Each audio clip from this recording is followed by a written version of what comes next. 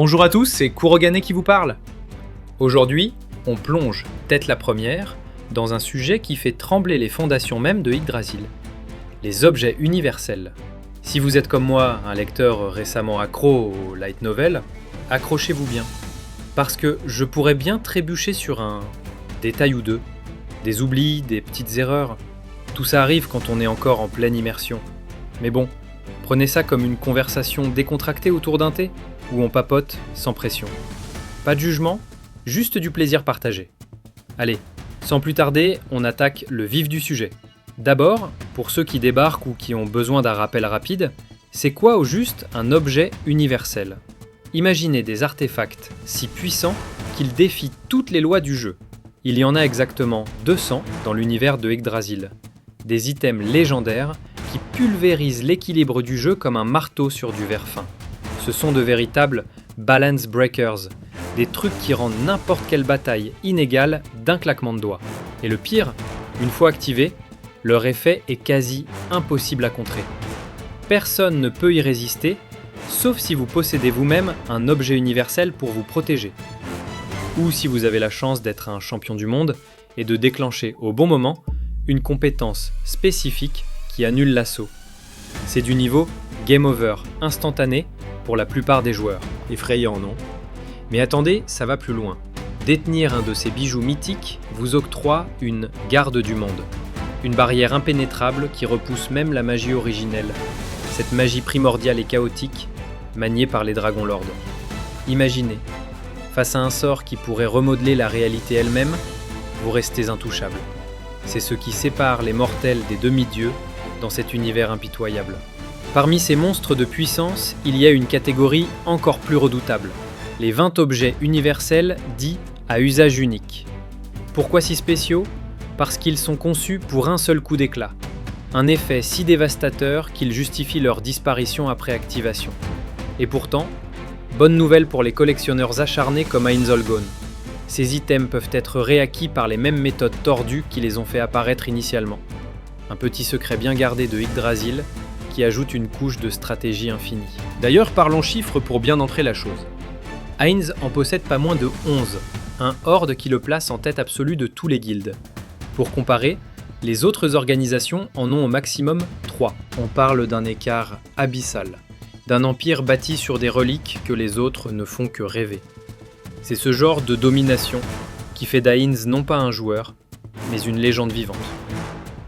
Voilà pour les bases, un survol rapide mais essentiel pour ne pas se perdre dans la suite. Maintenant, passons aux choses sérieuses. La présentation d'items concrets, tirés des recoins les plus sombres du light novel. Attention, avertissement solennel pour les fans d'anime pur et dur. Ce qui suit est truffé de spoilers massifs, des révélations qui pourraient vous retourner le cerveau. Si vous n'êtes pas prêt à franchir le Rubicon, sautez cette partie et revenez plus tard. Pour les autres, les audacieux, les initiés, bienvenue dans le club, on y va. Commençons par un classique qui a marqué les esprits et brisé des cœurs. L'objet universel connu sous le nom de Downfall of Castle and Country, ou en version plus poétique, la chute du château et de la nation. Oui, celui-là même qui a plongé Shaltyr Bloodfallen, la vampire suprême, dans un abîme de soumission mentale, la transformant en marionnette ennemie lors de cet affrontement tragique du volume 3. À l'origine, cet artefact appartenait aux 6 grands dieux, ces joueurs légendaires transférés dans le nouveau monde des siècles plus tôt, qui l'utilisaient pour asseoir leur divinité incontestée. Aujourd'hui, il repose entre les mains de Zeshi Zetsumei, la plus impitoyable des écritures des ténèbres de la théocratie de Slayn, et c'est d'ailleurs le seul objet universel en possession d'un natif du Nouveau Monde, à l'exception notable de ces vampires ancestraux qui errent dans les ombres. Une rareté qui en dit long sur les mystères enfouis de ce monde. Visuellement, c'est une œuvre d'art en soi. Une robe chinoise somptueuse, tissée de soie blanc argenté, ornée d'un dragon ascendant vers les cieux, brodée avec une finesse qui évoque les empereurs. Et quand l'effet se déclenche, spectacle garanti. Le dragon s'illumine d'une lueur éthérée, comme si la bête mythique prenait vie pour annoncer l'apocalypse. Son pouvoir, une domination mentale absolue, qui s'infiltre même dans les esprits blindés comme celui de Shaltyr. Immunité totale aux contrôles mentaux, balayée en un instant. Naturellement, C'est une arme d'une force colossale, capable de retourner un allié en traître sans appel, semant le chaos dans les rangs les plus unis. Mais comme tout bon secret d'Overlord, il y a un twist. Le volume 10 révèle que son charme n'est pas infini, qu'il ne peut pas ensorceler sans limite ni restriction. Les détails précis de ses contraintes, toujours voilées dans l'ombre bien sûr, un voile de mystère qui ne fait qu'amplifier son aura terrifiante. On peut spéculer sur des cooldowns exorbitants, des coûts en mana astronomiques ou des faiblesses cachées face à des résistances divines. Mais pour l'instant, c'est le flou qui règne. Et pour ajouter une couche de saveur culturelle, son nom original, Keiseke Koku, est un clin d'œil subtil à l'empire de Keisei. Zetsuyo no Bijo, signifiant beauté absolue du monde, un camouflage astucieux pour masquer sa vraie nature destructrice. Malin, non? Ça donne presque envie de l'admirer avant de le craindre. Passons maintenant à un autre joyau du trésor de Nazarick, sorti en urgence juste avant l'incident Shaltyr pour anticiper toute menace d'un propriétaire rival d'objets universels. La représentation de la nature et de la société. Un rouleau massif et énigmatique que l'on pourrait qualifier de carte vivante des mondes perdus. C'est Aura Bellafiora, la Dark Elf énergique et intrépide qui en a la garde. Un choix parfait pour une gardienne aussi vive d'esprit que féroce.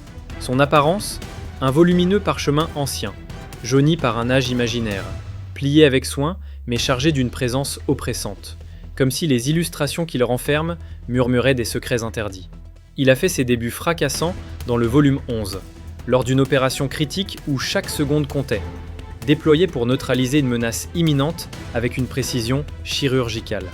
Son effet est une prouesse de manipulation dimensionnelle qui frôle la poésie macabre. Il isole instantanément une zone entière, un opposant au sens large. Qu'il s'agisse d'êtres vivants, d'objets inertes ou même d'environnements hostiles, en l'emprisonnant dans un espace clos, impitoyable. Pas d'échappatoire, pas de résistance possible.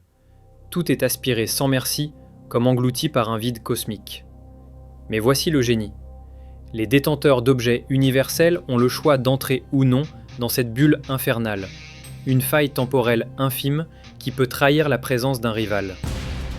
Imaginez, un dixième de seconde de décalage qui révèle un ennemi caché. L'activateur, lui, est forcé d'y plonger, un risque calculé pour le bien supérieur. Précisons qu'il ne s'agit pas d'un simple espace isolé, mais un échange vicieux entre le monde réel et un tableau fictif. La réalité devient toile peinte, figée dans une beauté illusoire et trompeuse, tandis que l'intérieur du rouleau, un univers alternatif, avale ses proies. Et quel arsenal! Parmi 100 variations thématiques, le propriétaire sélectionne le décor. Forêt hantée, déserts éternels, cités en ruine ou abysses océaniques. 100 tableaux uniques, chacun un piège sur mesure pour briser l'âme de l'intrus. Attention toutefois, tout butin arraché dans ces limbes illusoires s'évapore au retour, poussière éphémère d'un monde illusoire et cruel. C'est une prison esthétique, un exil artistique qui transforme la victoire en cauchemar, rappelant que, dans Overlord, même la beauté peut être une arme fatale. Parmi ces 100 chefs-d'œuvre illusoires, les possibilités sont aussi variées que les cauchemars d'un cartographe dément. Imaginez une étendue de lave bouillonnante, où chaque pas est une danse avec la mort, un désert gelé qui mord jusqu'à l'os et fige le sang dans les veines. Ou encore un déluge incessant, qui noie les espoirs sous des trombes d'eau impitoyables. Et ce n'est que la pointe de l'iceberg. Des champs de bataille jonchés de cadavres animés par une malédiction éternelle, des marécages toxiques qui corrompent l'âme autant que le corps, ou des labyrinthes de brume où la folie guette à chaque croisement. La véritable force de ce rouleau réside dans cette personnalisation impitoyable. Vous choisissez le tableau qui brisera précisément votre ennemi, un arsenal thématique taillé sur mesure pour transformer une simple embuscade en symphonie de désespoir. C'est comme offrir à votre proie un miroir déformant de ses pires terreurs, où la victoire adverse n'est plus qu'un mirage cruel. Mais, comme tout artefact divin dans l'univers impitoyable d'Overlord, la perfection a son revers. Une faille qui transforme le triomphe en roulette russe macabre. Parmi les 40 méthodes d'évasion aléatoirement sélectionnées, des énigmes cryptiques aux rituels, en passant par des exploits physiques surhumains ou des invocations désespérées, si l'emprisonné parvient à en activer une, le rouleau change de maître. La propriété bascule irrémédiablement vers l'échappée, un vol qui peut renverser des empires en un clin d'œil. Ces issues sont générées à chaque activation, sauf pour quelques exceptions rarissimes gravées dans le code de Yggdrasil lui-même, ajoutant une tension palpable à chaque déploiement. Jouez-vous la carte du risque pour un gain absolu ? C'est précisément ainsi qu'Ainzol Gaunt, maître stratège des ombres, s'est emparé d'un tel trésor lors d'une escarmouche guilde contre guilde, transformant une menace en trophée par une feinte magistrale digne des plus grands récits épiques. Et pour les amateurs d'étymologie, son inspiration semble puiser dans les veines mythiques de la littérature chinoise classique, évoquant le « voyage vers l'ouest » et ses artefacts capricieux qui défient les héros les plus vaillants. Un clin d'œil subtil à des quêtes où la possession est aussi précaire qu'un souffle de vent nordique. Glissons maintenant vers un duo d'artefacts qui incarnent les extrêmes de l'avidité humaine.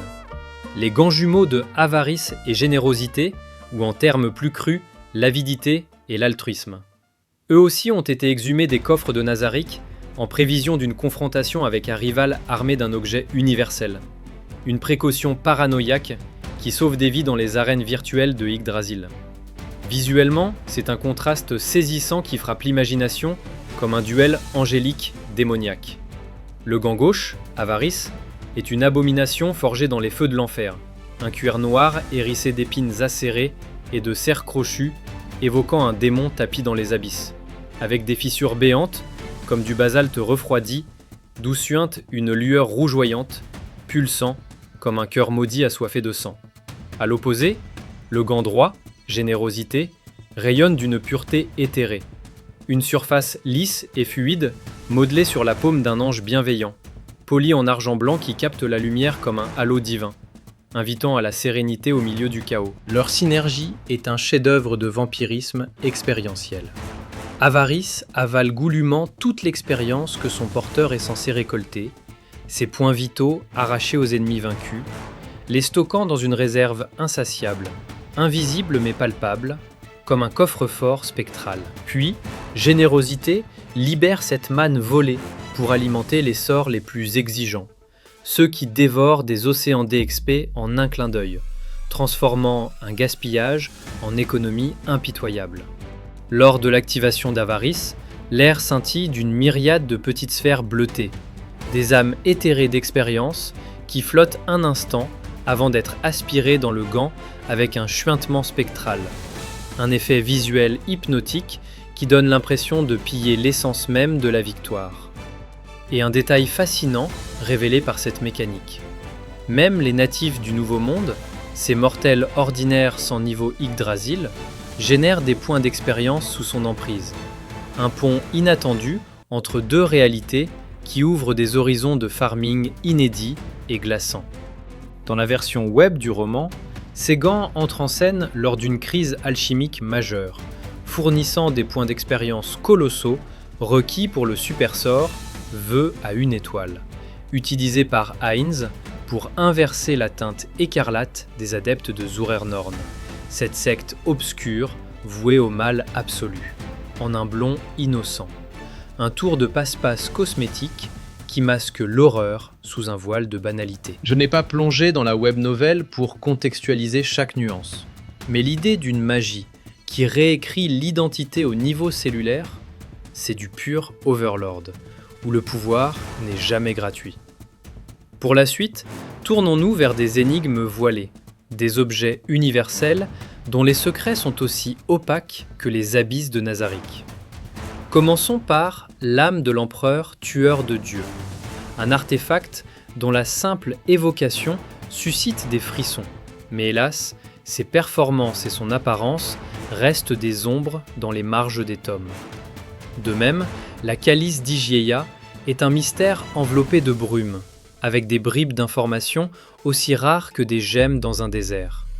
Tous deux font partie de l'arsenal d'Ainzol Gaunt, ces joyaux sortis en urgence pour contrer une potentielle riposte d'un natif armé d'un objet universel. On sait que Démiurge, l'archidémon stratège aux 1000 complots, garde l'un d'eux, tandis que Cocytus, le samouraï glacial aux lames éternelles, protège l'autre.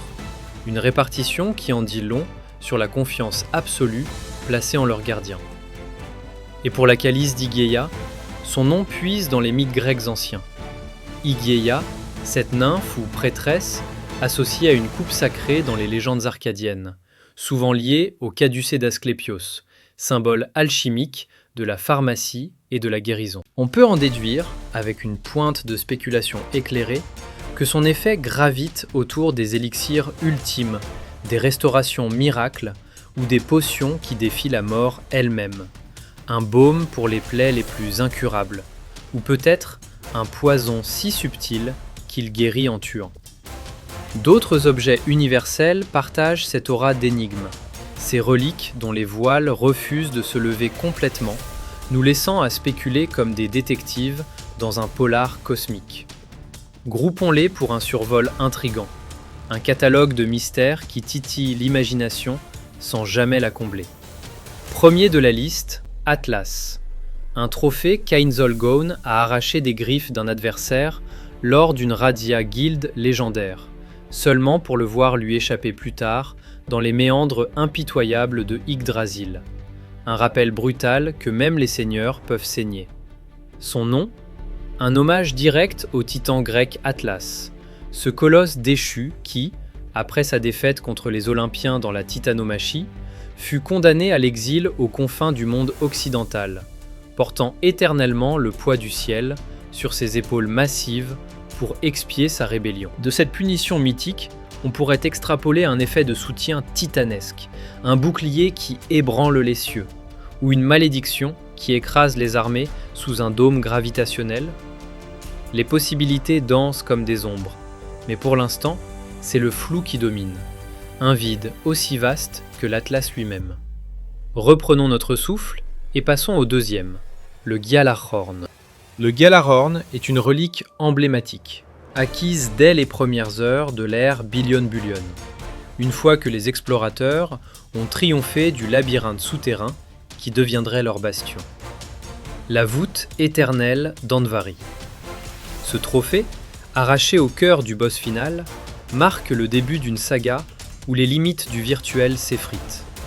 Dans l'univers de Yggdrasil, ce corps ancestral n'est pas un simple artefact. Son appel grave et solennel traverse les 9 royaumes comme un verdict divin, signalant l'irruption du Ragnarok. C'est l'hymne du jugement, un écho qui réveille les forces primordiales et ébranle les fondations cosmiques.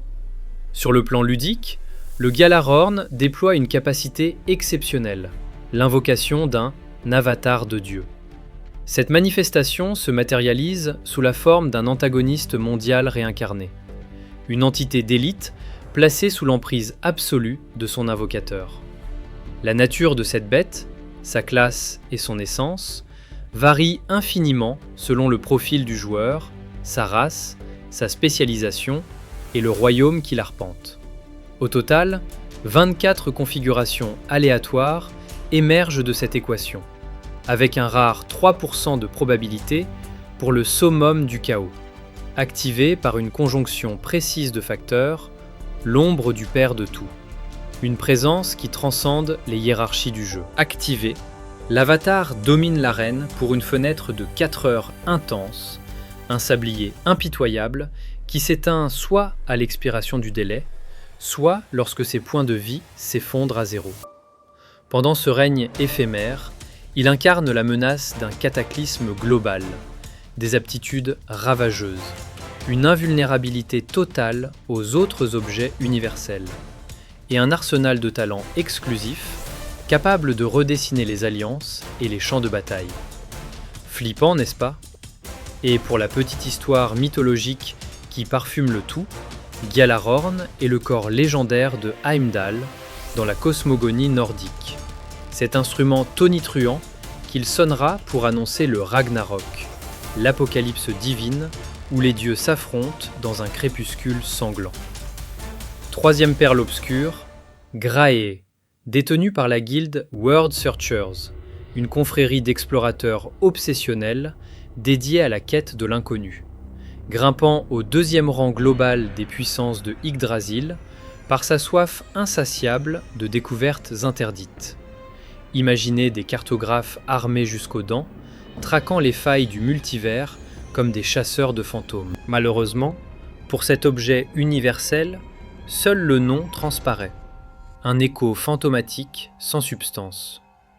Gréet et ses 3 sœurs monstrueuses de la mythologie grecque, les vieilles ou grises, gardiennes jalouses du savoir, avec un œil et une dent uniques partagées entre elles, symbole de ruse vicieuse et de clairvoyance partagée. Chacune porte un nom qui suinte la malveillance. Aigle aux dents acérées, Deino la terrible et Pemfredo l'effrayante. Des harpies qui défient les héros de leurs énigmes perfides. De là, qu'en déduire pour l'artefact ? Une vision partagée entre alliés, une malédiction qui aveugle les foules en un clin d'œil, ou un oracle vorace qui dévore les secrets ? Les spéculations tourbillonnent, mais le cœur reste voilé, un puzzle mythique attendant son Théséus. 4e dans cette galerie des ombres, une colombe qui apporte un rameau d'olivier.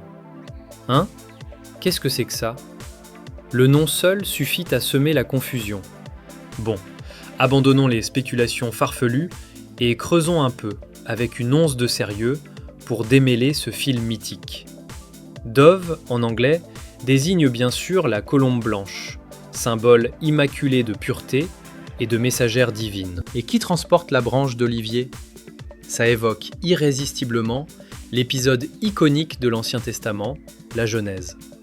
Noé, après le cataclysme du déluge, libère une colombe de son arche pour sonder les eaux en régression. Elle revient, un rameau d'olivier frais dans le bec, signe que la terre renaît, que la fureur divine s'apaise. La colombe et l'olivier, duo éternel de la paix, de la réconciliation cosmique, gravé dans l'imaginaire collectif comme un drapeau blanc flottant sur les ruines d'un monde noyé. De cette allégorie biblique, on pourrait inférer un objet universel aux accents apaisants, un artefact de trêve forcée qui impose une harmonie fragile au champ de bataille, ou peut-être un vecteur de téléportation salvatrice, un pont entre royaumes déchirés qui ravive l'espoir au cœur de l'apocalypse. Une relique qui, au lieu de détruire, reconstruit des alliances improbables. Dans l'univers impitoyable d'Overlord, où la paix est souvent à l'heure, ce serait un twist délicieusement ironique. 5e énigme de notre panthéon obscur, Fondateur. Un nom qui clignote comme un bug dans la matrice de Yggdrasil. Les annotations de l'auteur le qualifient de « délire d'admin », littéralement. Un clin d'œil moqueur à l'équipe de développement. Ces ombres omnipotentes qui tricotent les fils du jeu comme des dieux capricieux. Qu'est-ce que ça veut dire au juste ? Founder en anglais, c'est le fondateur, l'initiateur, le père spirituel d'une ère ou d'un empire. Un mot chargé de genèse, d'autorité absolue. Avec un peu d'esbrouf, on pourrait y voir une métaphore pour les créateurs du jeu lui-même. C'est des fous qui ont semé les graines de ce chaos virtuel. Mais attendez, un indice croustillant émerge des abysses des volumes. Dans le tome 12, on rencontre Neya Baracha, cette jeune paladine au cœur pur et au destin tourmenté, qui arbore une classe nommée Fondateur, pile poil le même sobriquet. Coïncidence ? À peine. L'auteur a laissé filtrer que cette vocation gravite autour du commandement, une aura de leadership qui rallie les âmes égarées comme un aimant magnétique.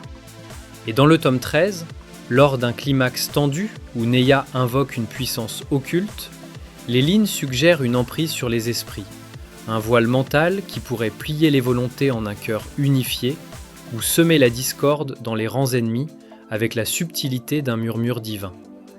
Synthétisons, un item qui encode « fondateur » comme un écho aux admins, lié à une classe de maîtrise collective, wieldé par une héroïne qui manipule les cœurs, tout pointe vers un objet universel d'influence psychique à l'échelle planétaire, un sceptère qui réécrit les allégeances sur des continents entiers, transformant des foules en légions fanatisées.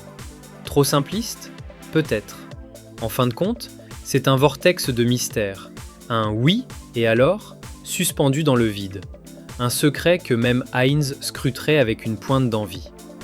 6e relique, un nom qui résonne comme une quête arthurienne, Holy Grail, le Saint Graal en personne, cette coupe mythique qui hante les légendes depuis des siècles. Dans l'imaginaire collectif, c'est la relique ultime, celle que les chevaliers de la table ronde chassèrent à travers brumes et forêts enchantées, un symbole de pureté divine, de guérison miraculeuse et d'illumination spirituelle. Pensez à la série Fate Stay, où elle devient un catalyseur de destin, un calice qui exauce les désirs les plus fous au prix de l'âme. Au-delà, Holy Grail évoque l'inaccessible, le trésor qui défie les mortels, un objectif philosophique autant que matériel.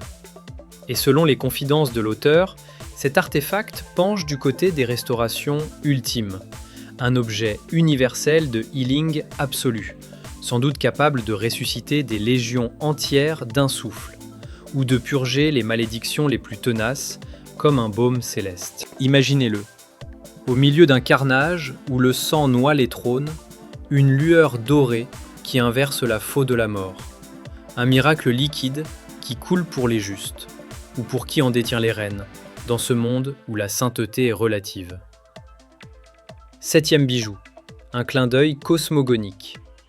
Feuille Yggdrasil, la feuille de Yggdrasil, nommée d'après l'arbre-monde titanesque qui tisse la trame de l'univers dans la mythologie nordique. Et par extension, le nom même du MMORPG qui a enfanté Nazarick. Cette feuille n'est pas une simple verdure. Elle incarne les racines du jeu, le lore fondateur qui imprègne chaque pixel de pouvoir et de trahison. Un objet universel portant ce sceau, ça hurle l'immensité, un effet qui puise dans les veines primordiales de la réalité virtuelle. Peut-être un voile défensif impénétrable qui ancre son porteur au tronc éternel, repoussant invasion et cataclysme comme des feuilles au vent. Les notes de l'auteur le classent en catégorie défense, un rempart absolu qui pourrait ériger des domaines inviolables ou absorber les assauts divins sans frémir. C'est le genre d'artefact qui fait d'un mage solitaire un bastion vivant, un écho végétal à la grandeur infinie de l'arbre qui porta les 9 mondes, et dans Overlord, un rappel que les origines sont les armes les plus aiguisées. 8e et dernier de notre cortège spectral, Two Worlds Mandala, ou Mandala des 2 mondes, une mandala ésotérique tirée des bonus novels, plus précisément L'héritière du royaume vampire, un spin-off que je n'ai pas encore eu le plaisir de dévorer, avouons-le, ce qui me laisse dans un brouillard frustrant quant aux détails croustillants. Ce qu'on sait, c'est un trophée conquis par le divin Einzolgaun lui-même, dans les recoins d'un monde transféré, niché dans un sanctuaire désigné comme territoire sacré, et confié aux soins de Keno Phasris Inverne, la vampire errante aux cheveux d'or et au fardeau millénaire. Un item si précieux qu'il voyageait incognito parmi les reliques d'un âge perdu, attendant le jour où les étoiles aligneraient un souverain indigne. Pour le folklore, ce mandala tire ses racines de l'ésotérisme bouddhiste japonais, une toile cosmique centrée sur Dainichi Nyorai, le grand soleil éveillé, entouré d'une symphonie de bodhisattvas et de déités disposées en harmonie géométrique parfaite. Un diagramme qui cartographie les plans spirituels, reliant le profane au transcendant, le microcosme au macrocosme. Un pont entre 2 royaumes, où la méditation devient invocation et l'invocation conquête. Sans le texte sous les yeux, je m'incline humblement. Les effets précis restent un voile opaque, un mandala de secret que seule une relecture révélera. Mais son aura évoque des manipulations planaires, des sauts qui fusionnent dimensions pour un assaut ou une fuite magistrale. Et pour clore ce chapitre sur une note d'inconnu pur, mentionnons cette griffe anonyme, un objet universel sans nom ni pédigré, tapi dans les ombres de Nazarick. Einzolgaun le garde jalousement, hérité du gardien de domaine de l'oasis des Hobgoblins, Auréole Oméga, cette Lolita sacrée au pouvoir lunaire et aux yeux qui percent les âmes. Initialement sien, il a migré vers Shaltyr Bloodfallen, la lance écarlate, après des tractations internes qui sentent le calcul froid. Ni apparence, ni effet, juste un vide hurlant, Une lacune que même les spéculations les plus audacieuses n'osent combler. On abandonne les devinettes ici, face à ce gouffre. Voilà, avec ça, on a passé en revue tous les objets universels à usage unique, les 20 infâmes, dont les effets nous échappent encore, ces fantômes qui hantent les marges des tomes comme des promesses non tenues. J'aurais adoré plonger plus profond, décortiquer les suivants avec la même voracité, ces artefacts dont les pouvoirs sont gravés en lettres de feu dans les volumes, prêts à être disséqués avec leurs inspirations mythiques et leurs twists narratifs qui font vibrer l'âme. Mais franchement, jusqu'ici, on n'a couvert qu'à peine la moitié du trésor total.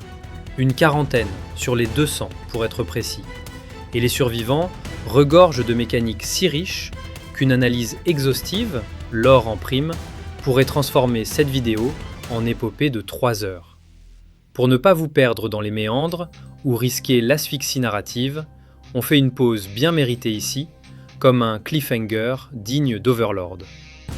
Le voile se lève à moitié, juste assez pour titiller la curiosité. Rendez-vous dans la prochaine vidéo pour la seconde partie. Lien en description bien sûr, pour que vous puissiez enchaîner sans un battement de cils. Et pour finir sur une note personnelle, si cette plongée dans les abysses de Yggdrasil vous a plu, un petit coup de pouce ferait des merveilles. Abonnez-vous à la chaîne pour ne rien rater des futurs razzias, likez si un item vous a fait frissonner, et laissez un commentaire pour partager votre objet universel favori ou votre théorie la plus folle. Ça booste l'enthousiasme comme un bœuf divin.